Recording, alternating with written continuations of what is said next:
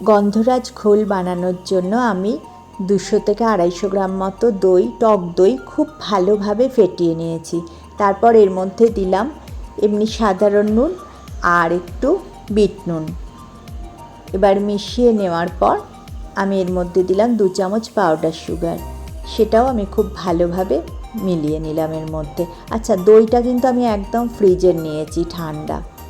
এবার এর মধ্যে আমি দেব গন্ধরাজ লেবুর জেস্ট, জাস্ট ওপরের স্কিনটা, কিন্তু সাদা পোর্শনটা কিন্তু একদম নয়, তাহলে কিন্তু জিনিসটা তেতো হয়ে যাবে।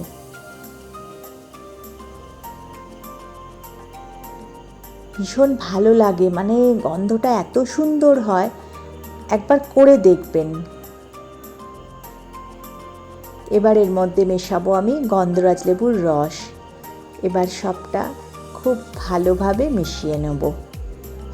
আমি 2 গ্লাস পরিমাণ মতো করছি, আপনারা চাইলে কম বেশি করে নেবেন। এবার এর মধ্যে দেব আমি ফ্রিজের ঠান্ডা জল। আপনারা চাইলে জলটা স্কিপ করে আইস কিউব দিতে পারেন। এবার এইটা আমি 2 গ্লাসে ঢেলে নেব, নিয়ে ওপর থেকে দিয়ে দেবো গন্ধরাজ লেবুর জেস্ট আর 2 গন্ধরাজ লেবু স্লাইস। ব্যাস রেডি আমাদের গন্ধরাজ ঘোল। দারুণ লাগে কিন্তু এই গরমকালে।